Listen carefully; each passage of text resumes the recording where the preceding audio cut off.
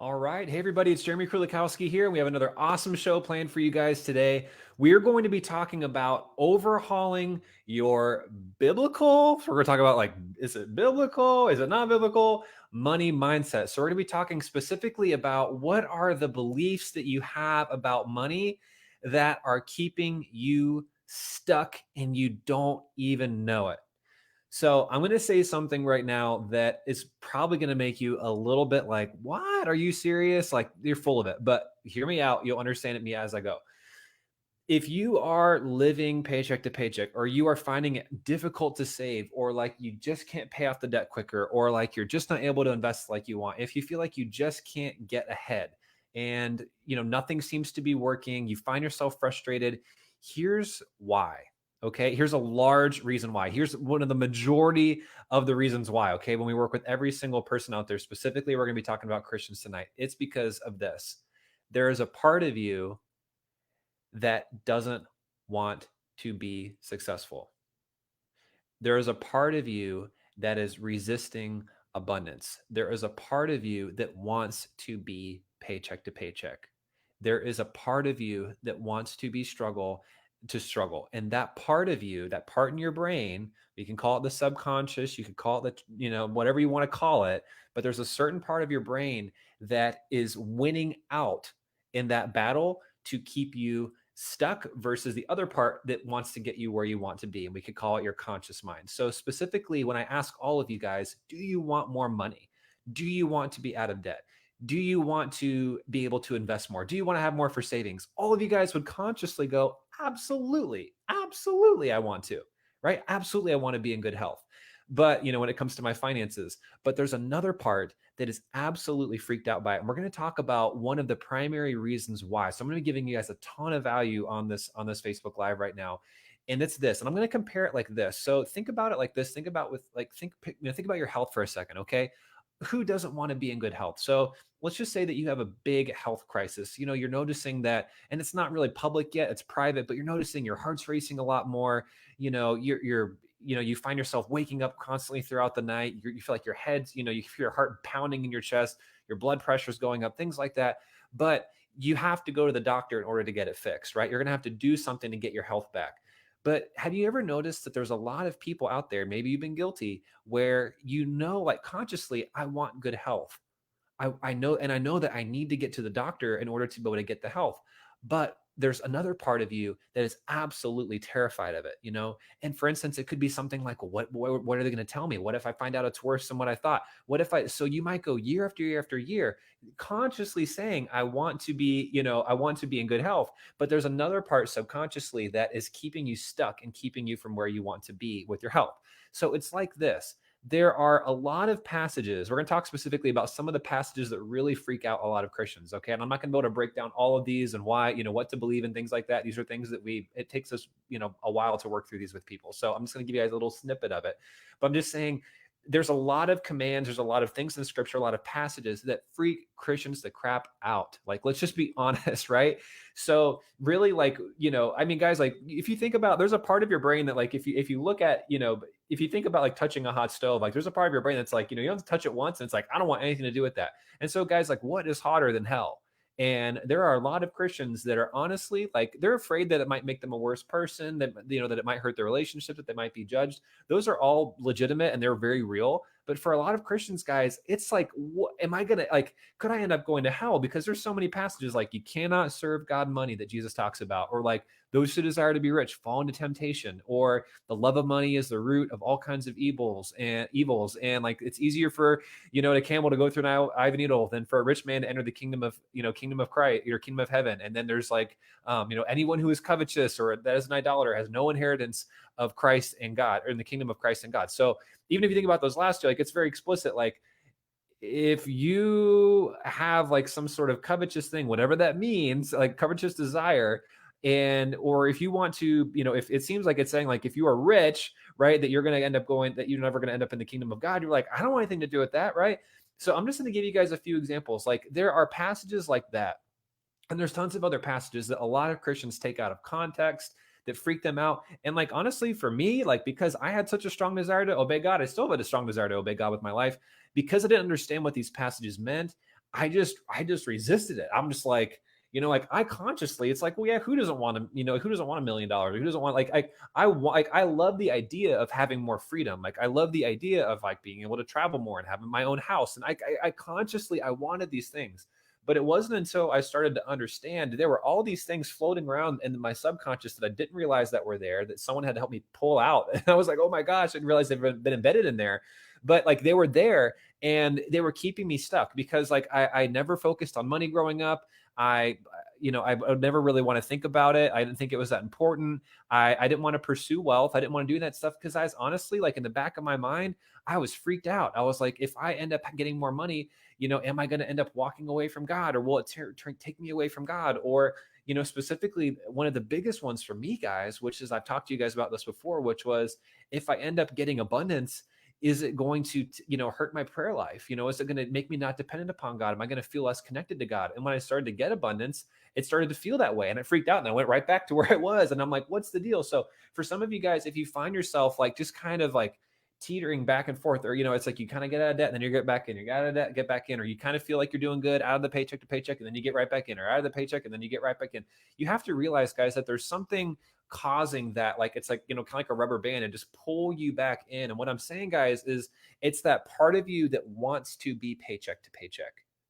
So you might say again, well, Jeremy, like how does that actually work? What would that look like? Again, I'll give you a perfect example, right? I believed for the longest time that in order to have a deep relationship with God, I would need to be in a place of desperation with God when it comes to my money. So God, you got to provide my daily bread. I mean, and I would just be crying out and just begging for my needs. And that was how, just conditioned growing up in my specific church environment and just my own interpretations of things, that's what I thought a healthy, robust relationship with God looked like. So that's what I did. It was just basically like I kept myself in that position, and I had no idea, but that was what that program was basically operating in the background in everything that I did. So I would start to get a little bit ahead, and then I'd find myself right back and I'd go, what is the deal? Like, why do I keep doing that? And I realized that, guys, like it was my mindset around money, specifically around what the scriptures, or what I thought the scriptures had to say. That's why I put biblical and a question mark here. Like, is it really biblical? Is that really the mindset that you need to have? And so I started digging, and I realized like something in my belief system is off. And if you guys have watched any of our, the lives that we do and the trainings that we're doing, guys, you realize that we all have programs, there's Bible, there's church, there's friends, family, there's teachers, there's TV. All these different things are teaching us from the moment we're born what to believe. And over time, we start to adopt those beliefs, and we make them our own. We make them our own truth.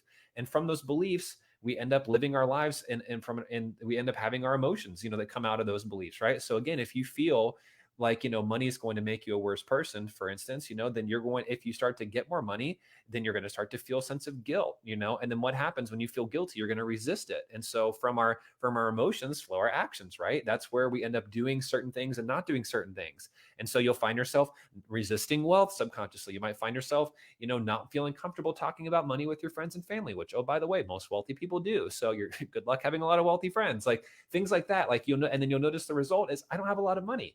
And so, guys, like ultimately, you've all been programmed. And I realized like I had been programmed. And a lot of it, again, was just my own doing. It was my own interpretations of things. But guys, even then, you've been programmed Sunday after Sunday after Sunday, a lot of Bible studies, things like that. And a lot of people that misunderstand what these passages are, and they freak you out. Like, and they absolutely freak you out. They shut you down. And I just have so much specific compassion for Christians because, guys, here's the thing. Like, for instance, like, and we talked about this, in a previously, but when it comes to like, even you think about like Jewish people, for instance, like, okay, they got the Old Testament down, right? 60 to like 100 Jewish people out of like I think it's the Forbes or Fortune, like top 400 wealthiest people in America are all Jewish, right? So you got to ask, like, why is it that so many Jewish people, right, that have the first half of like, or the majority of our Bible, they like, not saying all of them are practicing in the sense of like, they're all like, memorizing the scriptures, things like that. But you got to wonder, like, why is it that those people are so financially abundant? And then like when it comes to Christians, like how many people on that list are like truly born again, devoted to God's glory, devoted to seeking the kingdom and making God known? It's like, how many people, like, what is really the deal? So you've got to ask, like, what is it? So then really, guys, well, what's one of the biggest things that happened since then? It's like, well, the New Testament happened. So again, so many of the passages in the New Testament are what are misinterpreted, misunderstood, and then they end up ruling your life. And especially, guys, I mean, if you have no fear of God and you really don't care what the Bible has to say, this isn't going to matter to you. But for people that are watching it, like watching this, if you really believe that there is a heaven and a hell, if you really believe that God is going to judge you, even if you believe that like you might have beliefs that like if you do certain things that like God is going to discipline you versus not discipline you, whatever it would be, whatever your belief system is, you're like, part of you is like, I don't want to go through pain. I don't want to go through hurt. So guys, like God has wired our brains to want you to avoid pain. Like it's going to protect you. There's a part of your brain, right, that is there designed to keep you from feeling guilt, to keep you from feeling shame, keeping you from feeling overwhelm or anxiety or anger. And so what it's going to do is it's going to keep you in a specific situation that's going to allow you to not have to go through some of those worse emotional states. So again, like if again, and what's worse than like the agony and the fear and like the guilt and the shame that you would feel if you believe that you thought money was, having lots of money was bad, and that ultimately would send you into an eternity of suffering and shame and guilt and depression. I mean, everything that you would experience, like it would be awful. So again, guys, you have to realize if you're watching this, like I want you guys to understand that so much of what you're struggling with, it is practical. Like you need, it's good to have a budget and a solid plan. It's good to have like a strategy for a timeline for paying off debt and like how to meet together and what to do and what to talk about and all that kind of stuff. And, certain, ways of paying off debt, like all that stuff is great. But I want you guys to realize a lot of people come to us and they say, well, I've tried everything. And it's really not true, because honestly, I haven't met anything out there that actually digs into this sort of stuff. It's all very surfacey kind of, systems and things like that. And it's helpful. But again, how many of you guys know people that are budgeting and are doing all these different, spreadsheets and are doing all these different calculations and math formulas, and they're still broke, or they're still struggling, or they're still not getting ahead? So I wanted to give you some encouragement and some hope that there's a very good chance. Well, actually, I know that you haven't tried everything.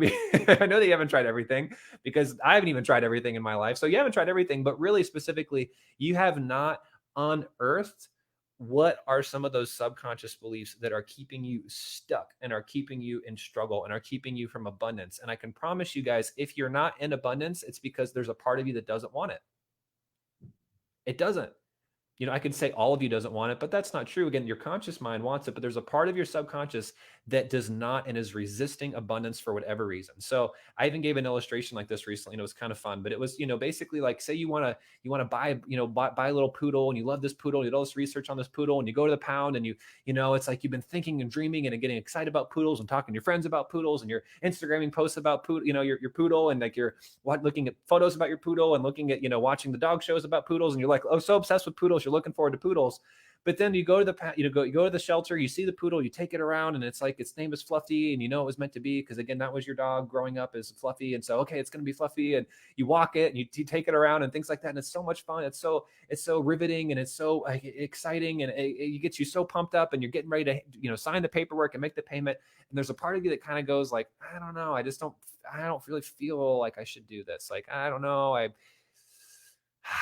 mean, I haven't done enough research. I mean, this is my first dog. Do I even really like dogs? I don't know. Maybe I should just not. I'm just going to pass right now. I'm just going to stay kind of where I'm at. I don't really need another dog. So you think consciously in that moment that it's really just about, oh, I haven't thought about it. I haven't done all this conscious stuff that you're telling yourself, but really subconsciously, there's something going on. Like specifically, it could be something like, you remember that a couple months ago, you had your favorite cat, Mr. Skittles, and Mr. Skittles got freaked out when your aunt's dog came over and ran away for 2 weeks. And you felt guilt, and you felt shame, and you felt overwhelmed, and you felt, grief, and you felt like a terrible person. You felt so guilty, and you just felt terrible about it. And so, and you still, that's harbored somewhere in your mind. It's like a serious pain point. It's something that still kind of traumatizes you and freaks you out.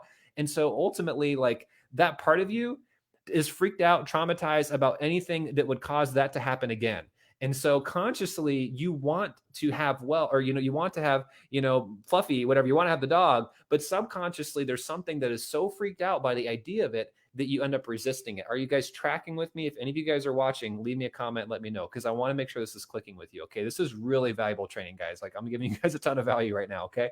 So that's really what's going on. So what I'm telling you guys is like, there are parts of your brain and your psychology that are resisting wealth, are resisting more than enough, are resisting abundance. And really, guys, that's what happens when you get out of debt and you have savings and you start to be able to invest. It's like abundance. There's something inside that's killing it. And guys, you can do all of the budgets, the spreadsheets, the apps, meet with a financial planner. Even if you have debt, you could do consolidations, and you could do, debt management, and you could do all of these different things. But ultimately, if you don't address the underlying subconscious fears and emotions around money, the shame, the guilt, whatever it would be. Maybe you don't feel worthy. Maybe you feel like it would destroy, whatever it would be, guys. I'm just telling you, like, and there's so many examples, right? Like, you're going to stay broke. You're going to stay in struggle, or you're going to never find yourself living the like as fully abundant as you truly could. And so, guys, I'm just doing this live because it's so important. It is so critical. Like, and I just want to tell you guys, like, part of the solution on like really how to fix this is because we have a lot of people, they're like, how do we do this? Like, what does it look like? Well, guys, honestly, it's different for everybody. Everybody has something different going on. Like, we're all not cookie cutter, like had the exact same experiences growing up or had the exact same, beliefs around money. Our parents might have done things differently, or, then, our spouse may believe different things, whatever it would be. We all come from different backgrounds. And so that's what's really important, guys, is you have to realize the inside of the jar cannot be the outside of the label. And for me and myself and most of the people that we've seen do this, you're not going to really unearth what's there unless you have somebody that can help you walk you through the process of how to do it properly and what to really consider, because ultimately, guys, like, it is difficult to weed through all this stuff. I read the books around like money mindset and kind of stuff. And I was like, oh yeah. And like, I got some low hanging fruit. It was helpful, but it was when I was actually working with my coach one day and she was like digging and digging and digging and digging. And it was like, whoa, didn't know that was there. Where'd that come from? And it was like, oh my gosh, that was it. Oh my gosh. And I didn't realize that, like, I was attached, to really my current, my situation.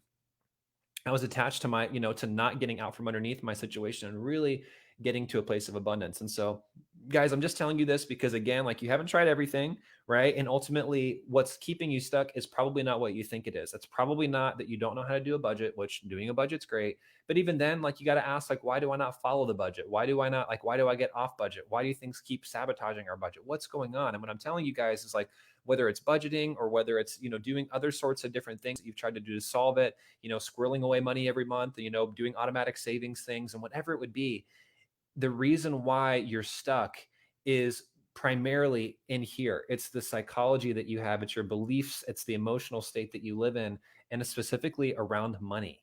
And ultimately, guys, when you can learn how to shed that, anything is possible. It's like taking the roof or the ceiling off of your financial situation. But when you guys don't know how to do that, it's kind of like every time you get free, you kind of hit your head up against, ceiling like that. And you're like, why can I not move past this? Why can I not seem to advance? Like, why do I keep staying stuck in the same version of me that I was, like, when I was 15 or 20 or 25 or 30, whatever it would be? Like, why can I not seem to really get ahead? I'm old enough.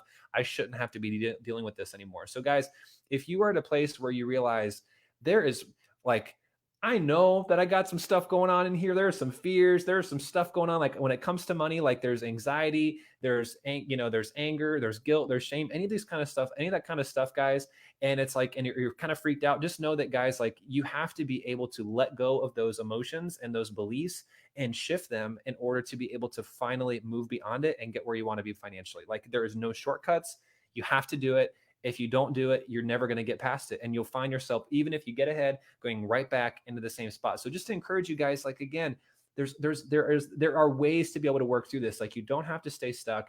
And I promise you guys, when you get this stuff and like all the junk out of your brain and all the trash, taken out to the dump, it frees you guys up. Like I said, really, like, limitless potential. You don't have any of that stuff weighing you down anymore. And you finally feel free to go out there. You feel a sense of, like, freedom. You feel a sense of peace. You feel like basically released, to go out there and do what you finally are meant to do and what you've been wanting to do for so many years when it comes to your financial freedom and your abundance and your ability to change lives, guys, and your ability to make a difference. Because so many of you guys have so much heart. You have so much desire to serve. You have so many people that you guys want to change. But, guys, ultimately, if you don't get this fixed, you are going to not ever be able to finally make the impact that God wants you to make, to store up treasure in heaven, to be able to serve the poor and give to the needy. And, guys, because if you're one of them, it doesn't really work very well. Like, you have to be free and get out from underneath your stuff so you can extend a hand and actually serve the people that are in need of some of your stuff, right? So if you guys need help, again, with any of that stuff, I'm just telling you guys, go to jeremykrulikowski.com/apply. And we will help you guys work through, like, what is it that's really keeping you stuck? Like, what is it that's keeping you guys from being able to get where you want to be financially? Sorry, I'm doing Instagram live here to see for the first time, to get where you want to be financially, and ultimately to be able to figure out what is it that's been keeping you stuck, like I said, and then, like, help you, help you come up with a plan to be able to fix that once and for all. So again, guys, if you need help with that, go to jeremykrulikowski.com/apply. And then let's get to the root of it, guys. Let's get to the root of like, why are you stuck? Why at this point in your life are you still not ahead to where you want to be? And how can we help you guys move beyond that? And if we can, guys, we'll talk about what that would look like. If we can't, we'll be honest with you and we'll just steer you to whatever's going to serve you best. But either way, guys, you owe it to yourself and your family to figure out what is it underneath all of the layers, peeling back all the layers of the onion that is really operating, guys, because you've been fed so much crap and false information out there thinking that it's just a matter of getting a better strategy or a spreadsheet or a budget or, some other system in place. And while those things are important and we teach those things and you need to have them, none of those things will even work if you don't do the deeper work of the emotions and the beliefs, because that is really where we operate our lives from. That's how we do what we do, or that's why we live, how we live, why we do the things that we do. That affects the way that we live and the choices that we make and the actions that we take and the relationships that we build and the success that we have and the debt that we have, and all those sorts of things flow from what's going on in here, okay, in between these two ears. And so, guys, again, it's an honor to be with you. It's fun. And thank you guys for hopping on, that everyone that did. If you have any questions, #replay, and I'd be happy to answer that. And then if you guys need help, again, you know where to go, jeremykrulikowski.com/apply. And we will speak to you very soon. So have a good night, guys. And it's great to see you all. Talk to you soon.